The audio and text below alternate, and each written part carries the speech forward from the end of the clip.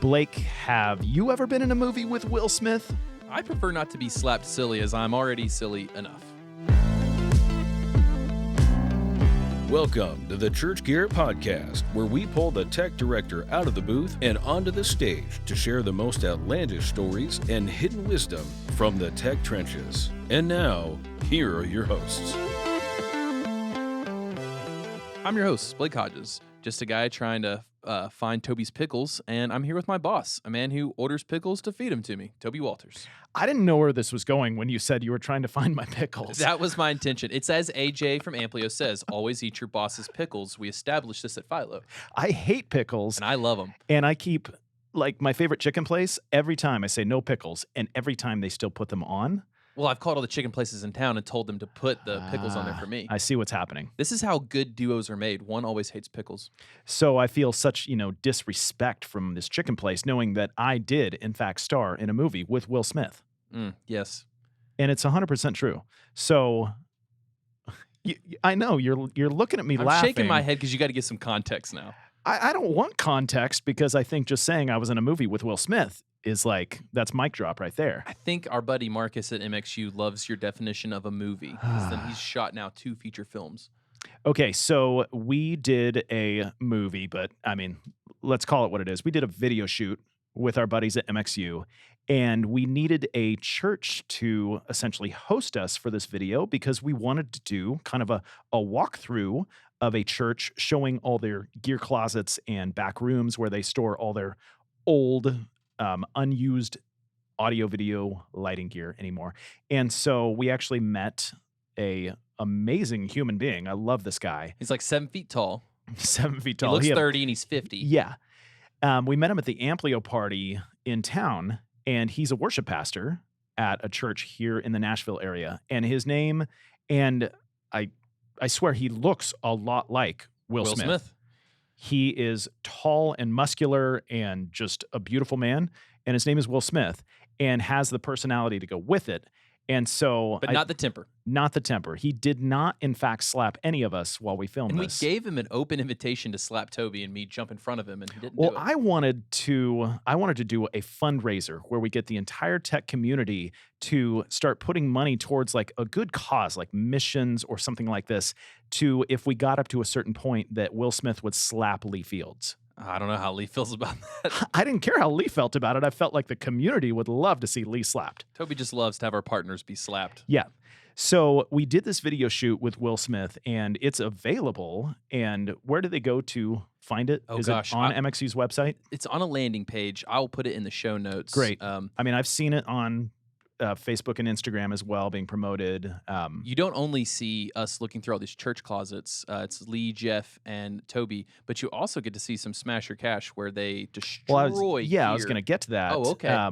So we do the walkthrough at his church, and his church is fascinating in that there's almost like a division of time. It's like, and you just recently saw Back to the Future. Oh, all 3, and they were all amazing. Honestly, probably the best movies to hold up from the hype from being nostalgia-filled. This is one of these moments I'm not completely ashamed of you. There we go. Because Back to the Future series is awesome. So at his church, they have a new modern worship center, probably seats, 1,500 people. It's so modern, the door in the back, you have to put your thumbprint on it to open it. Yeah, it was crazy. Like it was something out of Star Trek. Not Star Trek. It was, oh gosh, Will Smith, not Back to the Future. Use your words. Oh my gosh, come on, help me. It's the Alien movie. Do you know it and you're just letting me fumble? Independence Day? Men in Black. Men in Black. And we even said it on the video. Jeff said it on the video, Yeah. and now, because it was such a good joke. So they have this new modern worship center, and then he takes us down the hall through this door into 1983. I swear we went back like almost 40 years. And they have their old worship center, and it's got all the old technology. It's still fully set up, and they still use it for certain things. And then we walked up this crazy back staircase. It was like they brought together every decade they got a new construction company to like modify. It's like a Baptist church. They really did. If you grow up in a Baptist church, there's, each decade is represented by the addition that they put onto the church. And we go back, and there's a full recording studio with like isolation booth and the sound glass and everything. Espresso machine. And so if you haven't seen this video, it's super fun to see, walking back in time. And then we also did a thing called Smasher Cash. And it was inspired by the scene from The Office where, I'm sorry, not Office, Office Space. And Same thing. Have you seen Office Space, Blake? I have, because in middle school, the football coaches didn't actually teach economics and government. They just put on movies and you watched them. Man, that sounds amazing. It's a Tennessee education for you, my right kind of there. jam. So in Office Space, if you haven't seen it, I highly recommend it because it's hilarious. It's kind of one of those cult classics. But they take the printer and fax machine, which everybody in the office despises because it never works, and they take it out to a field and destroy it with like baseball bats. And so we thought, well, let's recreate this scene and let's give a sledgehammer and a crowbar to the MxU guys. And I do want to issue a public apology to them that I underestimated how strong music gear is. I thought a sledgehammer and a crowbar would rip it to pieces. This gear holds up shockingly well. We even picked up like concrete flagstones. Oh, yes. And we're dropping it. And I just have to say, one of the two, so Jeff and Lee from MxU are destroying this gear. One of the two looked like he knew what he was doing. And did really well at it. And the other one, not so much. Well, he had the crowbar, the one who, kind of flundered a little bit. Yeah, so That's kind of on me. But. I mean, I said to you at that day, like, let's have one of these guys on the podcast, but get the one that looks like he knows what he's doing, destroying gear. So let's bring on the co-founder of MxU, mixing master, and amazing brick thrower, Jeff Sandstrom. Well, thank you, guys. I think it was, I don't remember if it was a full cinder block or just a piece of one, but it was pretty substantial. I was able to do some damage to that console. It was fun. And it was like when Jeff took the sledgehammer and dropped it on the Mackie board and all the parts went flying and they did the slow motion shot. You see all these pieces flying everywhere. And then Lee takes the crowbar. It's a great juxtaposition. And it makes like a tiny little ding. Again, Lee, if you're hearing this, I do apologize that crowbar was not enough. That was not enough. Well, I was just trying to give that Mackie some flying fader automation, I think, because it was well played. Yeah, those fader caps were all over the place. It was fun. That was great. So, Jeff, we're going to bring you in with 5 truths and a lie, and I got to say, this looks challenging. I'm a little intimidated. So, what odds do you give us at guessing your lie correctly? 1 in 5.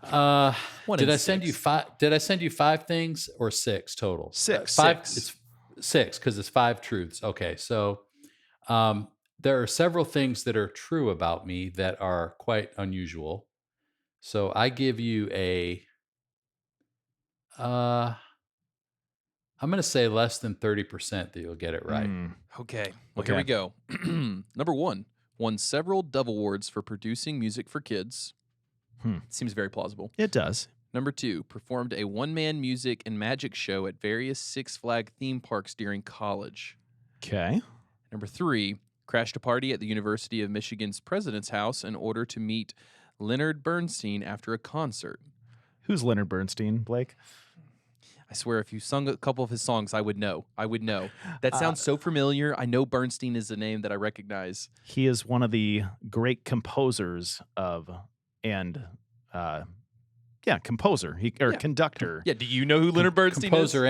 He's a composer and conductor, yeah. Yeah, but I can't really like sing you a Leonard Bernstein song. Conductor, so he drives the train. Okay. Sure. Number 4, am the only left-handed person in my entire extended family.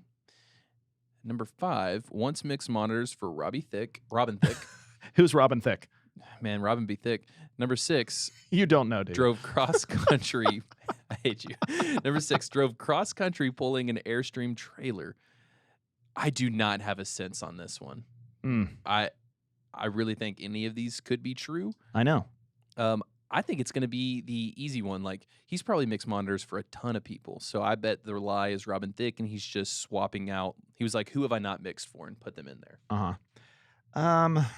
It's the question always, is he taking a truth and then kind of flipping it around on us? Right, which is what I always assume people do. Or is he just making up something wildly outlandish, which none of these feel like wildly outlandish.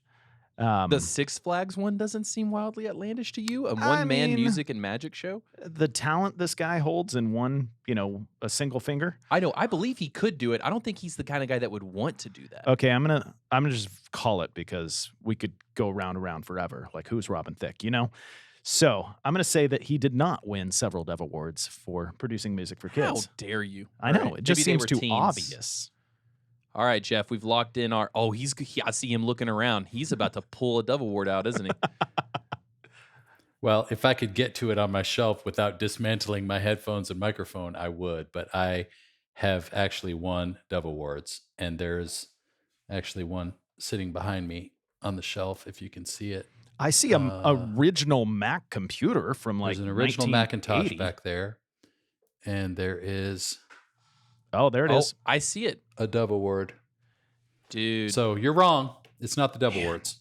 And it's fascinating because Blake has actually won several Dumb Awards. Yes. I've held a Dove Award. My old creative director at the agency, smartest man I ever met, he had one for designing the cover of a CD cover. So then what was your lie?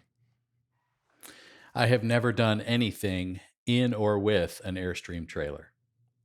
Dang it. That was like the most boring one, too. Well, it's also, though, like non-related to his skills. So, of course, we should have said that. I think this is him just flexing, being like, all these things that are crazy and awesome. Yeah, I did all those. The boring one, nah. No, it was literally like, what's the most mundane thing I could come up with? It would still sound like an adventure. Yeah. That they might not, that might seem like, oh, everybody would have done that. So surely Jeff had done that. Can you explain to Blake who Robin Thicke is? Well, Robin Thicke is or was, I guess. I mean, is he still a music artist? I guess I don't know. Wasn't But he was. I thought you were announcing his passing just then. Was he married No, to no. Britney Spears at one point, or were they What? together? Wasn't everyone? I Yeah. mean, let's be honest. Yeah, I definitely was. But he is the son of Alan Thicke. he doesn't who know was- who Alan Thicke is. I know. I'm saying the Hush, things I that know Blake, who Britney Spears listen, is. Listen, the things that Blake has revealed so far about how young he is astonishing to me Mhm. because he didn't know many Will Smith movies, first of all. But I do love Will But- Smith movies, though. yeah, I know you do. Don't we all? But Robin Thicke is the son of Alan Thicke, who was an 80s TV icon. But he was also a music artist, is a music artist. And I was asked to mix monitors for him at a show at the Fox Theater in Atlanta. They came through and they needed a monitor engineer at the last minute. I guess their guy was sick or not available or whatever. And it was a very interesting experience, I would say. I forget the name of his biggest hit, but this was, I don't know, 2012 or 13, maybe 14, when he was kind of at his height of popularity. And it was a very interesting show. The band was great, and he was nice enough, but the backstage behavior and the shenanigans that were going on, both pre and post show, were something that you don't normally see on a Chris Tomlin tour. Let's just say that. And so it was interesting. But yeah, that was my one. And he had sort of- like Robin had one or two like mega pop hits 10 years Mega ago. pop hits. Yeah, you probably heard him on the radio when you were just a little lad, like. A wee lad. So tell us about crashing that party at the University of Michigan's president's house. Was it cool Yeah, meeting so- Leonard Bernstein? So I was a music major at the University of Michigan, and Leonard Bernstein came to Ann Arbor with the Vienna Philharmonic to do a concert. And I was at the concert with some friends of mine, and I don't even remember how we found out. I think one of our other friends worked in the box office for the auditorium, and she was studying like music business and promotions and things like that. So she, I think, was in the know that there was going to be a party at the university president's house where they were going to host Maestro Bernstein. And so we decided just to go knock on the door. And so we did, and Lenny, as he was affectionately known by his friends, heard us at the door, and we said, "Hey, we're students at the School of Music. Really love the concert tonight. We were just hoping to meet the maestro." And from the living room, we hear, "Oh, please come in." And it's him. And so we go in and shake his hand. And I mean, it was amazing because Blake, I know you don't know him or maybe much about classical music, but he is a legend of the 20th century, both as a composer and a conductor. He conducted the, New York Philharmonic for years and other major orchestras in the world. He's a famous, famous composer. Wrote the music for West Side Story. I back know in the what that day. is. Yeah. Yeah. And it's just, it was an honor to get to meet him. He was, I think, probably in his 80s at the time. Maybe he was approaching 80. But when he died, he was, almost 100. So legendary conductor, composer, musician. And Jeff, do you know that there's a movie of his life coming out? I did not know that. So Bradley Cooper is, wrote and directed it, and he is playing Leonard Bernstein for like 40 years of his life or something, maybe even longer. I wonder if they're going to feature the scene of me crashing the party at the University of Michigan president's house. I did hear a rumor, and I think Blake is actually playing you. Yeah, I'm wearing your standard, dark blue button up that you have on right now. Yep. It's going to work. Excellent. Tell us about the Dove Awards for a second. What was your favorite that you won? How long ago was that? Well, so in the early 2000s, like 2000 to 2011 or 12, I produced a series of albums for Integrity Music called Shout Praises Kids. And it was a line of worship albums for kids that was basically a series. I mean, we did at least 10 of them, and was nominated several times and won a couple times for Children's Album of the Year. And then also in that time worked with several other people producing and recording and mixing the music for several children's musicals. Back in the day, Blake, when churches had children's choirs, like First Baptist Middle of Nowhere would have a choir for their adults and would have a kids choir and then a youth choir probably too. Music publishers at the time would create all these musicals for kids to do at Christmas time and other times. And so I produced several of those, and one of those won a Dove Award as well for Children's Musical of the Year. So nothing big like, any of Chris Tomlin's records, but no, that's still really cool. I was in a children's choir, if you can believe it, in preschool, and they said me and this other girl were the two strongest singers. They pulled us to the front. That's how bad the rest of that squad was. And did you win a Dove Award for that? I didn't. They said, "You're a little angel," and patted me on the head. And what's your... Did you get a solo? I did not. I wouldn't do good on a solo. So here's my thing. I've never told anyone this, ChurchGear. I can match perfectly. So if I'm in a choir, if someone is next to me, even if it's a female, I can copy their voice. So that was my asset in choir, is I can magnify the sound. Okay. I don't know if that's perfect. You just have to hear it first. Yes, but if I hear it, I can match you perfectly. So many questions come to mind right now. This is how I was able to smuggle my way into select choir to hang out with Jason and Jeremy in high school, because I'm not a singer, but... So you can sing along, you're just a little late. Yes. Which makes sense. His brain works in a... I also bribed that choir director, though, with donuts every Friday for the first semester. Moving on. Jeff, we know you as, this titan of industry, the cool dude from MxU, but you haven't always been this cool guy. You were a young dude, slinging it at Six Flags at one point. So tell us about your first gig. How'd you actually get started in production? Peel us back some chapters to the beginning of Jeff Sandstrom. Okay, so after the college years, after the smuggling my way into the president's office the president's house to meet Leonard Bernstein, and my years at Six Flags, when I graduated college, I had taken a couple of recording classes in college. University of Michigan had just built a big recording studio and had started a music technology program, really kind of around my junior, coming into my senior year. So it was too late for me to change majors at the time, so I was a performance major, but took a couple of recording classes And that's when I kind of, got bit by the production bug. I just loved the recording process and figuring out, you know, tape machines and consoles and that whole deal. So I moved to Atlanta in the early 90s. Let me age myself to work in a recording studio there and spent years there. So my first years in production were in the studio side. And then around the time of the beginning of North Point Community Church in Atlanta, that's when I sort of really discovered what a live church production environment could be like. And it was, at the time, super innovative. And really, I mean, up until that point, the model for anything like that was Willow Creek back in the day.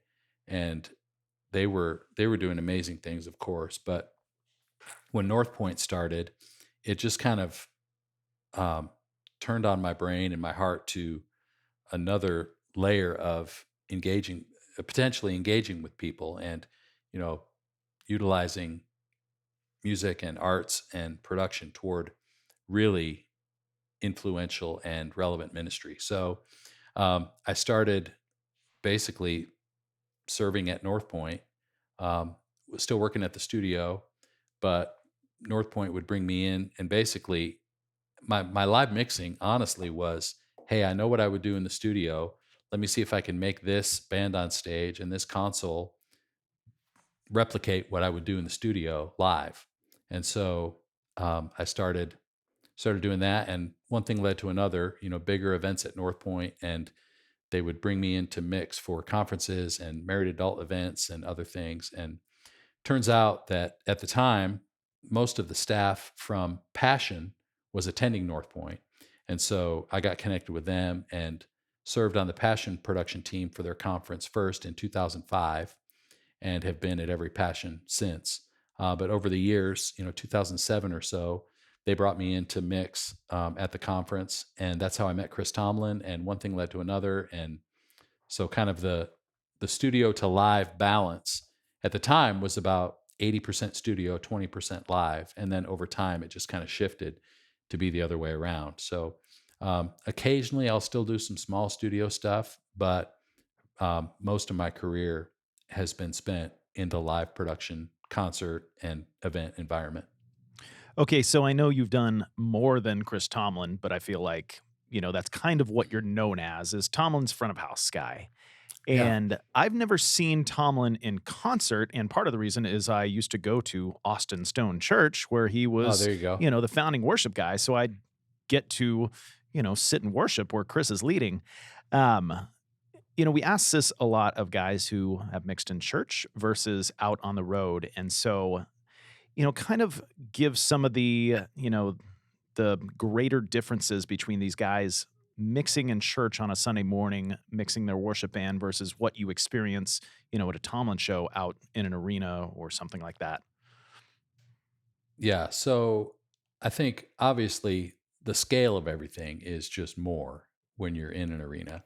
But in terms of my approach, I think mixing wise and musically, my approach is very similar. I want to, as best I can, I want to translate what the band is trying to communicate from the stage. And so I feel like I'm really, in Chris's case, he'd refer to me as the sixth member of the band, because, it didn't really matter what they did on stage if it wasn't translated well through the PA. And so, I think for anybody, I think that partnership between the booth and the stage is so important for a mixer and anybody on the production team, whether you're running graphics for ProPresenter, or whether you're lighting the stage, or whether you're getting camera shots or mixing audio. I think having a clear vision from the people on stage and from senior leadership even of what the goal is for today, like what's the journey that we're trying to take people on as we try to encourage them to take a step in their faith. I think if we can partner on both ends of the snake on that vision, the more successful it's going to be. So, from a technical standpoint, I would try to approach things pretty similarly in terms of the musicality of my mix, the punchiness, the clarity of the mix, trying to find a place for all the parts to live musically in the mix. So those things I think are very consistent from one environment to the next, whether it's a stadium or a small church.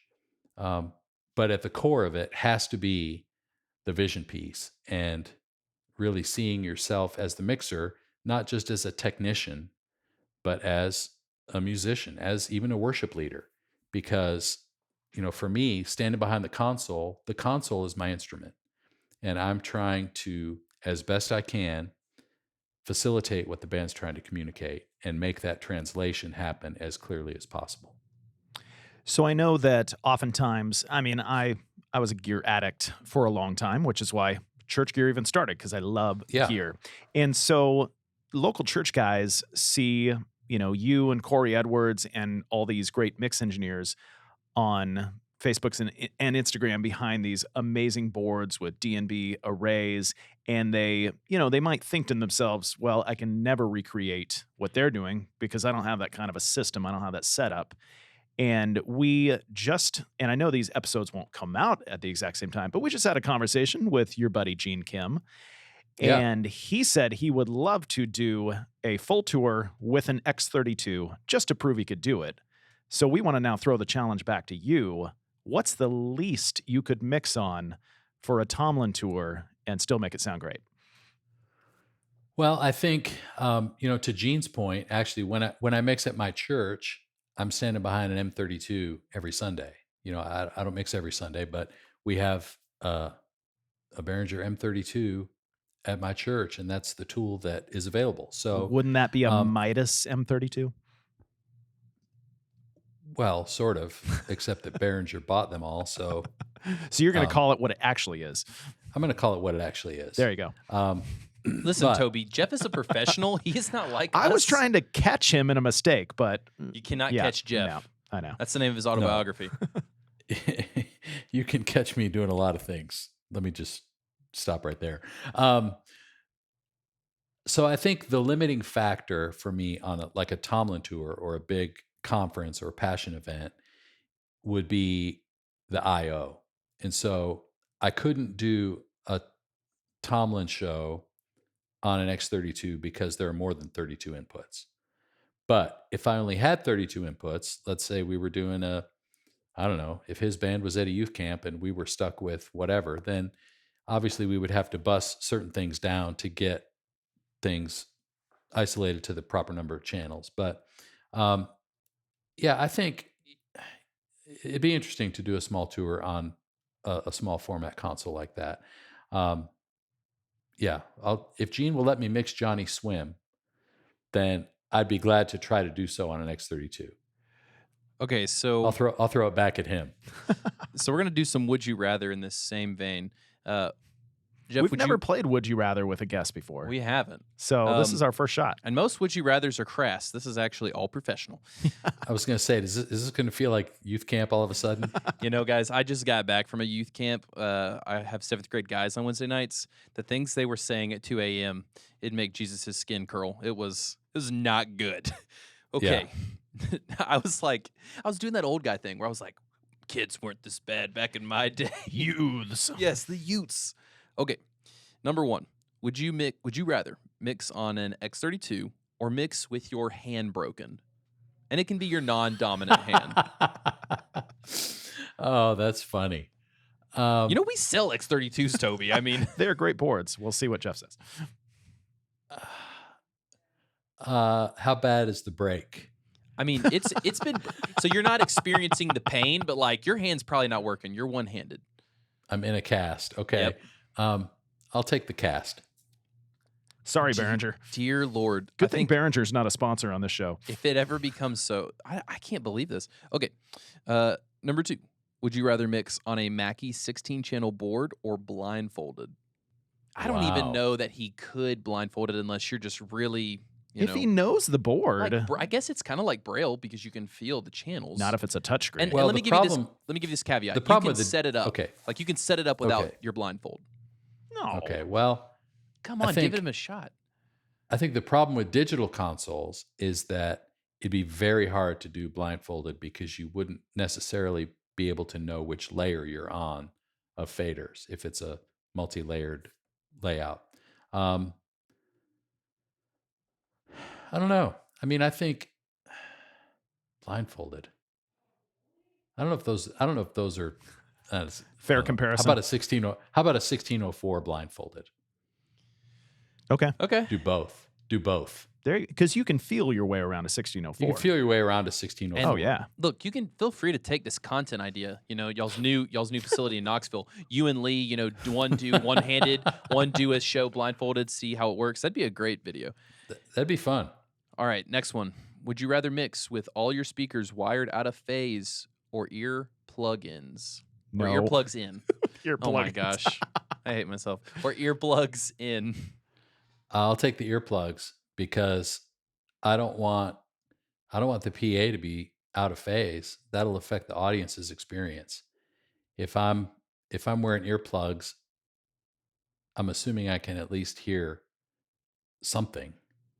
Well, and you could So- assume your own skill, yeah, rather than them having an Yeah. automatic loss. Yeah, I would not want them to. I would not want there to be just an obvious technical flaw. There's no way if the entire PA is wired out of phase, that you're really hamstrung at that point. We should have made one of these both hands broken. He's just using his nose. Why not? I had to use my nose to put my social security number in my phone the other day. It was very difficult. Where were your hands? They were wet from washing my glasses. So don't go there, Toby. All right, number 5. Would you rather mix with Corey Edwards judging you behind your back or Lee Fields judging you behind your back? Well, I've done both. On this recent Tomlin Hillsong run, I was called in to mix for Chris for a few days because his current front of house guy got COVID. Oh, no. And so I had gone to see Lee at a show and basically got there the night before so we could hang out. Woke up the next morning to a flurry of texts from Tomlin's production manager saying, "Hey, I know you're going to be in town today. Would you mind filling in tonight? And what are you doing for the next 3 days?" And so I ended up mixing Chris that night, standing beside Lee, and Corey came to the show. So they were both looking over my shoulder while I was trying to mix off someone else's show file Ooh. in the concert. And so it was interesting. So if you ended could have up being gotten rid fine. of one of their judgmental glances, who would it be? Oh, that's a good question. They're both extremely helpful in their comments and generous. Lee and I have mixed for and in front of each other a lot, so I think I'm probably more used to that. But I think Corey would say that Lee and I were both kind of mentors of his when he was coming up, so I'm comfortable with him too. But I think Corey, man, that's a tough one. I think Corey would probably call me out on more specific things. So it might be a little more difficult with Corey. But I respect him and I appreciate his feedback, so I'd take it.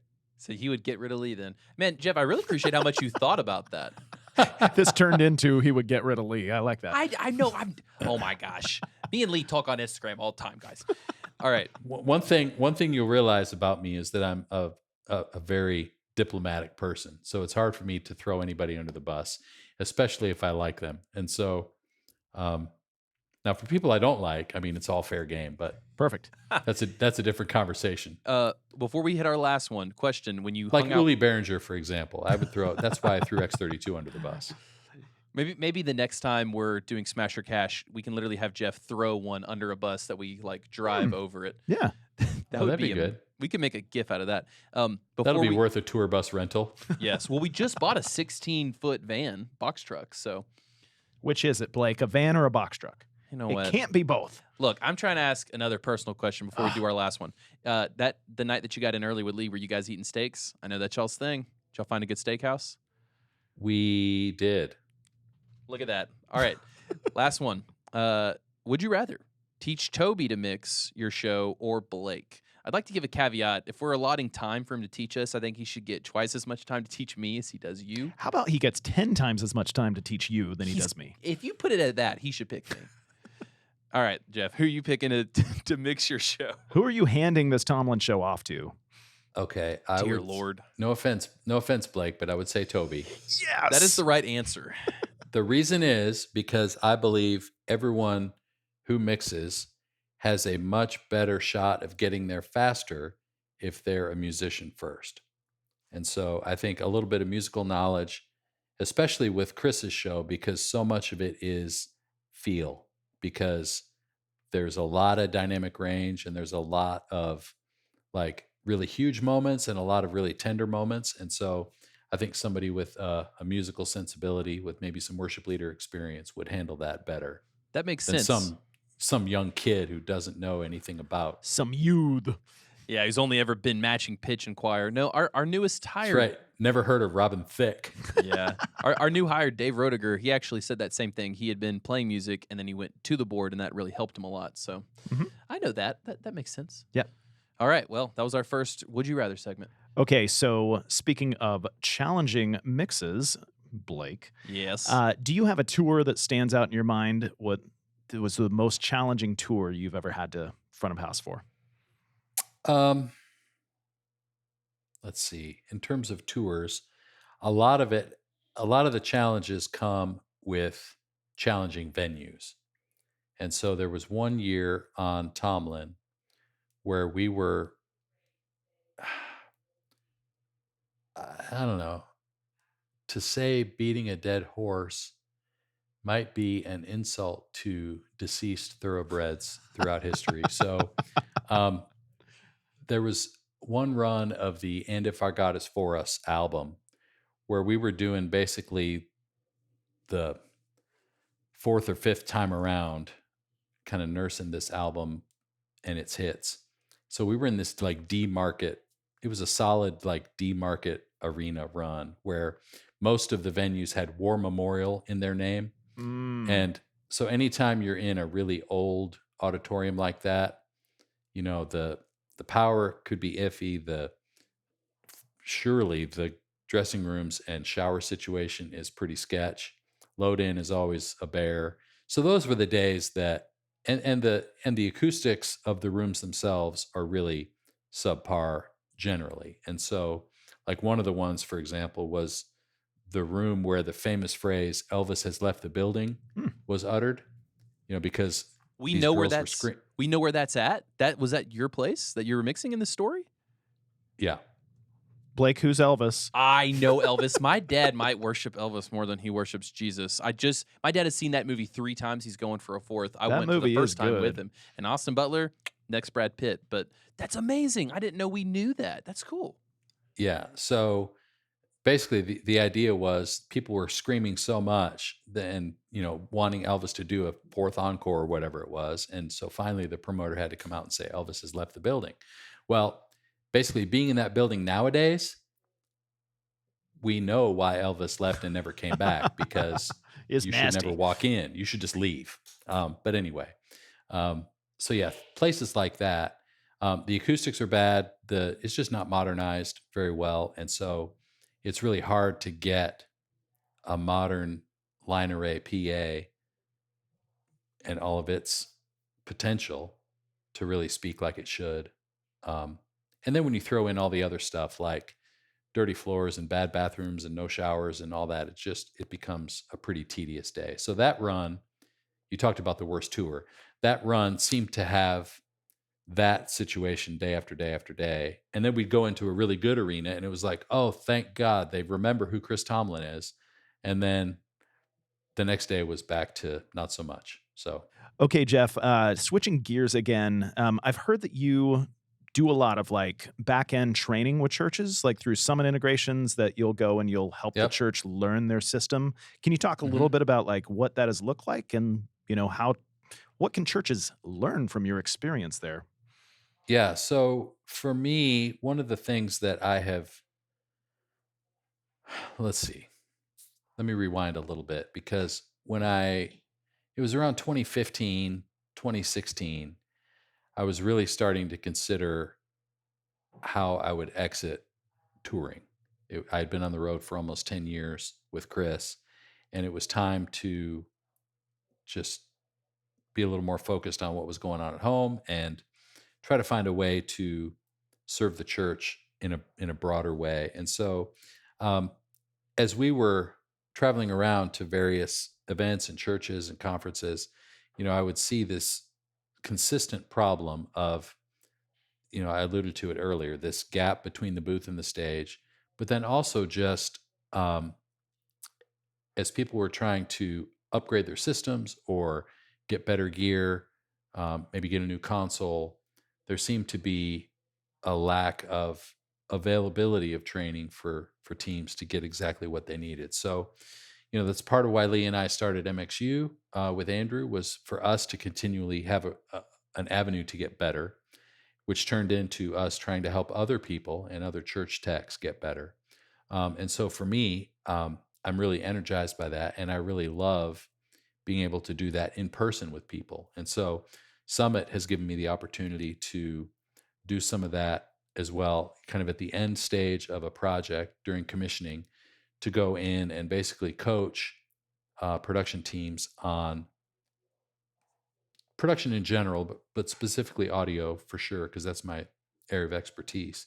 And just kind of help them not just understand operationally how their gear is supposed to work, but try to talk about some of those musical nuances and talk to the band about arrangement and talk to people about the parts that they're playing and intonation and things like that, the musical side of things as well. But then also the relational side, to talk to a tech director about how they're leading their team and how they maintain and retain volunteers and how they can actually be pastoral with their teams when they need to be. And those kind of things are really part of what I feel like God has called me to do. So I love when I get opportunities to do that.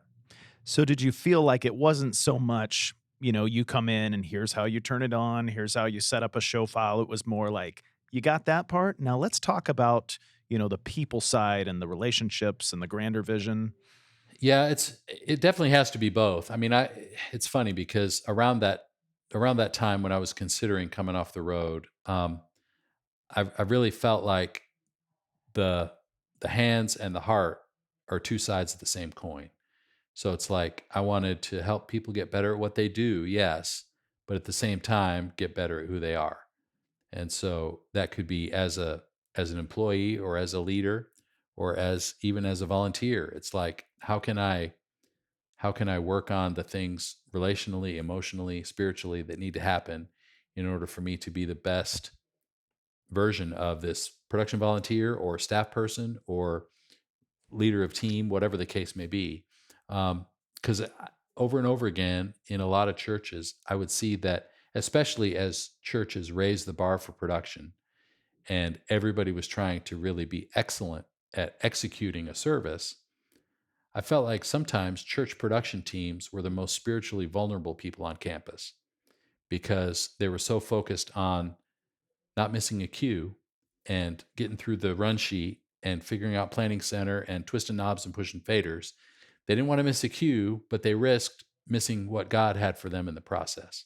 And so, how can we have both? How can we nurture teams in such a way that the technical skill is there to the point where they can actually look up from their equipment and have a sense of what's happening in the flow of this arc of a story that we're trying to tell and maybe be impacted by it themselves rather than just focusing on not missing the next slide in ProPresenter?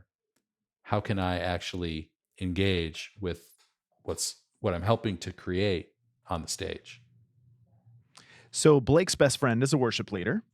And Blake, you often feel like you are Jeremy's production director, right? Oh, yes. I go to their church every Sunday and I call all the cues.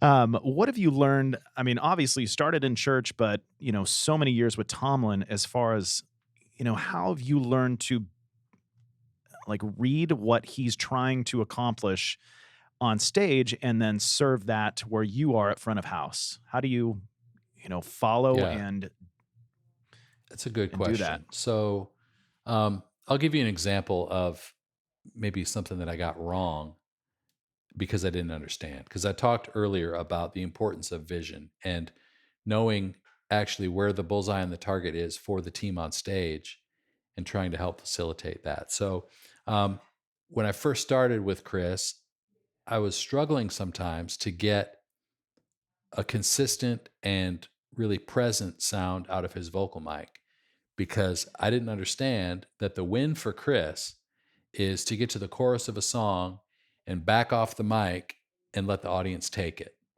Well, when he would back off, I would think he's got horrible mic technique.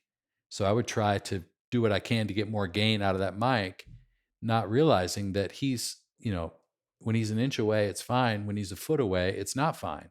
And that's just physics. So um, once I understood that when he backs off, it's actually intentional, it's not just poor technique, and he's actually wanting the audience to respond, then my goal was, okay, what's the band doing musically that's a hook that the audience can grab onto to be able to engage more, whether that's a piano part or a guitar lead or the drums or whatever the case may be. It's like, how can I partner with Chris in his desire to have the audience all in? So is there anything musically that I can do that could be more impactful so the audience would engage more? And little things like that are the kinds of things that I would say would move the needle most in that conversation. Is, just an understanding of kind of where we're headed. Like, what's the win for you? So whether it's a volunteer worship leader or somebody who's, at the level of Chris Tomlin or Stephen Curtis Chapman or whoever, to understand from them what their desired result, their highest outcome would be for this event, and try to find ways to partner with them to make that happen. And so flip it around on the other side of the coin. You said that, Tomlin and the band pretty much consider you was it the fifth member, sixth member? How do you coach worship leaders and worship bands to say, hey, your tech team is part of your band, and draw them into what you guys are doing rather than just another different ministry that does what they do and you do what you do? Yeah, that's really a good question. I think it has to start with relationship, and it has to start with trust. And the only way to build trust is through personal connection. So there has to be a time outside of the heat of the moment of a rehearsal or a service where we can connect relationally so that leadership can communicate those values. Because I think, when you're in the heat of the moment, it's very difficult because there's a lot to execute. We have a lot of tasks. We have a run sheet to get through. We have a lot of cues, all those things, and volunteers who really are kind of a bit timid and unsure of what they're doing. So their confidence is probably a little bit diminished anyway. And so it's not the best time to come in with, whatever. I mean, the moment needs to be what it is in terms of the execution part. So I would say to a worship team, first of all, I would encourage you, if you don't believe that vision should be what you do, you're wrong. And so you need to check yourself and kind of figure out where you and the Lord stand on that. But once you get to the point where it's like, okay, this is one team, we're all worship leaders.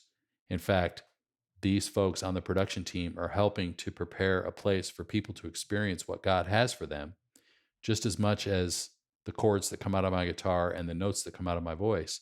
We're all doing this together. So once we've agreed on that, then there has to be a time offline. Maybe it's a team night. Maybe it's this coming fall is probably a great opportunity to have a kickoff for a new season of ministry where we get everybody together in the same room and cast this very vision that says, okay, we're all one team that's tasked with encouraging people to take a step in their faith. So how can we better partner in that? And how can we cooperate rather than compete? There's nothing worse than a tech person who builds sort of a sandbox around their skill and says, nobody else is allowed to play because this is my area. In the same way, there's nothing worse than a worship team who says, you know what, it's okay for me to show up whenever I want because, stuff's not really ready when I get here anyway. So I'll just plug in when I want and noodle all through rehearsal because they don't really need, it's like, no. Let's have a system and a strategy for how we make sound checks efficient, how we get to rehearsal and run through faster so that we can actually work on music, how we can partner with setting up the gear and prep so that we're, ready for the band when they walk on stage from the tech side, but then the band is actually willing to show up on time and be efficient with their rehearsal, make sure their instrument is maintained, make sure they have new strings, make sure they know how to play in tune and in time, make sure they're really working on their craft so that the stage in a rehearsal doesn't become their personal practice room. They're actually there to execute what's best for a Sunday environment. There's so much we could talk about, but that's a couple things. I hope that's helpful. Yeah, I think there's, such a disconnect, and it's a human nature, but the worship leader thinks, oh, the tech guy doesn't understand what I'm trying to do. And the tech guy thinks worship leader doesn't understand what I'm trying to do. And just to remember that, yes, you're all part of the singular vision to help people connect with God through this worship service. So all of that you're saying, I think back and cringe to some of the antics I did during sound check as a worship leader that I'm sure the tech guy was like, oh goodness. It's kind of like, Blake, every time you and I do things together, and I'm thinking, Blake, level up with your maturity. Come on, dude. Well, I'm just, doing it to keep you on your toes, keep you sharp. Obviously. Silliness sharpens iron. So, Jeff, you and I were, making fun of Blake's lack of knowledge earlier. And so we're going to try out a brand new segment. 2 new segments on one show. I know. Oh my gosh. Which is name that song. So I'm going to, and I'm going to read. I'm hoping I don't have to sing it, but if you guys eventually get to the point where you're like, you got to sing these, otherwise we can't get them. I'm going to read like a line or two, a famous line or two from a song, and then see who between you and Blake can guess it first. Oh, palms are sweaty, knees weak, mom's spaghetti. He's nervous.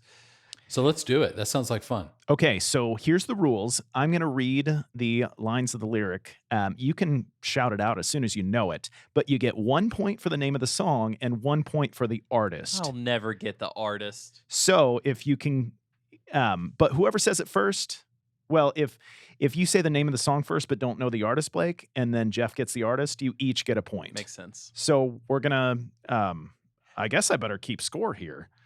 So do I even need a spot for your name, Blake? Are you going to get any points? You know what? Just for luck's sake, let's put it on there. Okay. So I tried to make this as, famous as possible. You know what would have been good is if we had organized this to where I knew them all, just so I could, beat Jeff. That'd have been fun. Fun for me. But nobody would believe it. That's true. Okay, so I'm gonna start just reading these, and if you guys tell me look, you got to sing them, I'll do my best. Okay. I was a worship leader at one point. Toby, and stop trying to get us to ask you to sing. I have met Chris Tomlin more than once, so it transfers. Okay, number 1. Say you don't need no diamond rings, and I'll be satisfied. Ain't saying she a gold digger? No. Yeah. See, I'm wondering if I have to sing these. Oh. No, that's Beatles. Yep. 1 point. What Can't song? Buy Me Love. You got it. 2 points. Okay. Well, this is not starting well. Have you ever seen the Atlanta Patriots Super Bowl? That's going to be how we go here. Okay. Number 2. If everybody had an ocean across the USA, then everybody'd be surfing like California. Beach Boys. What's the song? Surfing USA. Yep. 4-0, boy. Blake. This is not going well. Okay. Number 3. One man came in the name of love. In the name of love. U2. What's the name of the song? Now, do we give it to Blake? Because that's half the name of the song. It's In the Name of I'm going to give you a point. Yes. Jeff, I'll give you an extra point if there are 2 names of that song. Well, Jeff already got Pride. Got it. So, Blake, you do get 2 points. Okay, 5-2. Do I get 2 though? I 2 could die because I got happy. Pride and U2? Yeah, he got the band name. Oh, that's he gets 2. You only get 1. Sorry, Blake. You're 1 point. That's a big Sorry, correction. Blake. Yeah, It's 6 not to a, 1. it's not a shutout. 5-2 to 6-1. I mean, good Lord. Okay. Tommy used to work on the docks. Yes, he did. I can hear this in my head. Tommy used to work on Hold the on, docks. Living on a Prayer. Yep. Who is it? Van Halen. No. I'm just guessing names. Bon Jovi. But- There you Picasso. go. Okay. Okay. All I wanted was to break your walls. All you ever did was Taylor wreck Swift. me. Nope. Yeah, you wreck me. I was trying to give you one here, Blake. This has to be one Miley for Blake. Cyrus. Yes. Wrecking Ball. Eat a zucchini. He gets the Miley Cyrus one. This is great. I have a great story about that. Okay. I see a little silhouette of a man. Bohemian Rhapsody, Queen. Yes. I saw that movie. Scaramouche, Scaramouche, can you do the fandango? Thunder and Thunderbolts lightning. and lightning, very, very frightening me. Galileo. Now, well, let's pause for a Okay. second. Blake, you said, I saw that movie. Yeah, Bohemian Rhapsody is a movie before it's a band now. Going on False. recency. Queen's A Night at the Opera is a legendary album that you need to know and love. What is wrong with you? So many things, Jeff. And that is what Toby was hoping to prompt. Like that's where we were going with this segment. Okay. Oh my A gosh. couple more. It's a great movie. Next. But she wears short skirts. I wear t-shirts. Taylor Swift. Oh gosh, I don't know that's a lot of albums back. You belong with me. Oh, Jeff, I hate man. you. Dang it. I had it. This is amazing. This is so disappointing. Toby Okay. gave me one and Jeff got it. On the theme of this episode, now this is the story all about how my life got Will flipped, Smith. turned upside down. Fresh Will Prince Smith. of Bel-Air. Okay, you each get a point. I can't make any ground because he always gets at least half. By the way, favorite Will Smith movie? Because when you were talking about Will Smith earlier, there's a lot of choices. I'd go either Independence Day, that's probably my favorite, or Bad Boys 2 was fantastic. Man, I don't know. I mean, Who's Will Smith? Part of the problem is you have to go you have to decide if you want like Independence Day Will Smith or comedy Will Smith. see, I would go comedy. I'd probably go Hitch, that movie where he is now. Let me It's say respectable. this. This is like off I the love that hip. movie. This is off the hip. I bet I would probably have one or two, but that's got to be top 3. I love that movie. Oh, thank you, Jeff. That gives me life. Okay, a couple more.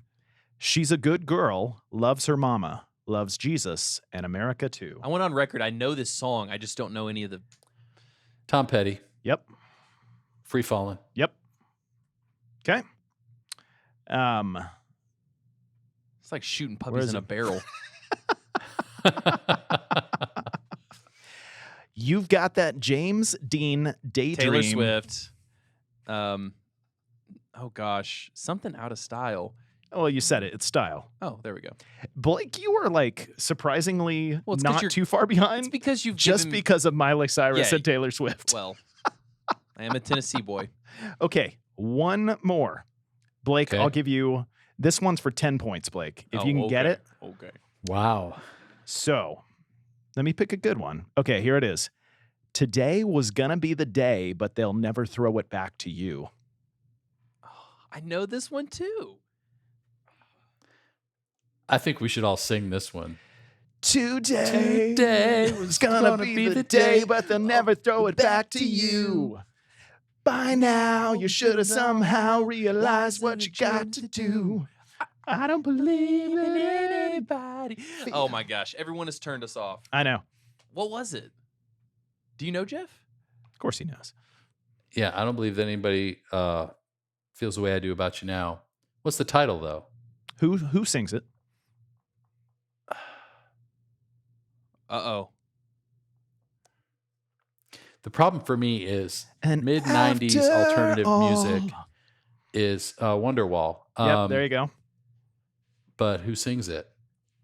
It's like a reissue of the Beatles. You too. No, British rock band that is very much like was the modern day. Oasis? Yes. Okay. In a landslide victory, of course, if it wasn't for Taylor Swift and Miley Cyrus, Yeah. I I only got my gimmies. I didn't get any that wasn't a gimme, I think. you did better than I thought you would do. Well, thank you. honestly. And okay. We did this for the very first time at our company retreat, and it was like late at night, and we were starting to get silly. And so we pitted Blake against Frank, our operations director, Frank's 50. Oh, that's funny. And Blake did surprisingly well. Look, the later it gets, the better I get at these things. And it is before noon right now. And so. it's usually like, oh, Living on a Prayer. And I'm like, who sings that? He's like, I don't know. And I say Bon Jovi. And he's like, okay. And I say, have you ever heard of Bon Jovi? He's like, nope. Here's the thing. He'll say that was a really good movie. Have I ever heard? You know what? That's going to be the one I promote to clown myself when we promote this episode. I don't know them, but like I've heard them. You know what I mean? Like I haven't heard of them, but I have heard them. Like all those great brand new songs from the Elvis movie. Oh my gosh. Okay, Jeff, do you have? I'm trying to put a bullet in my brain mercilessly here. Do you have anything you'd like to plug, man? We really appreciate you coming on. Man, I would say for anybody who is not aware of the MxU live tour, they should definitely buy their tickets and come see us.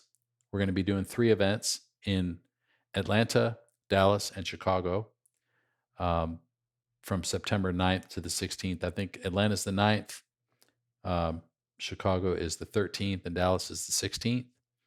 And it's a great way for you to bring your whole team to come and learn about just best practices and learn from experts about how to plan and execute a worship service.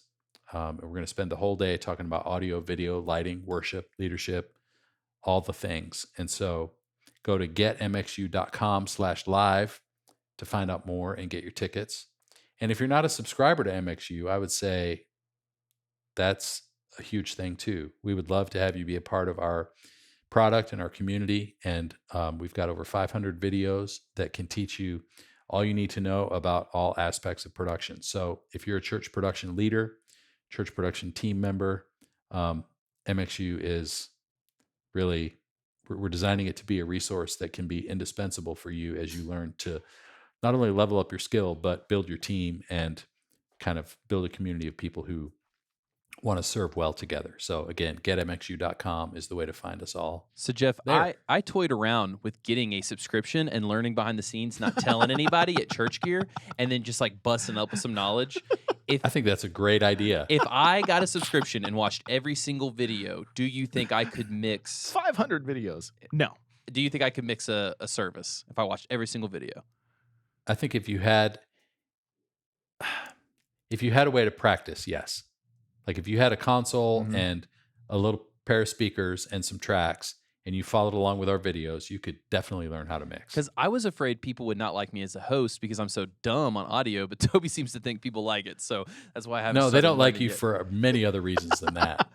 It was a great movie. And can MxU teach Blake pop culture?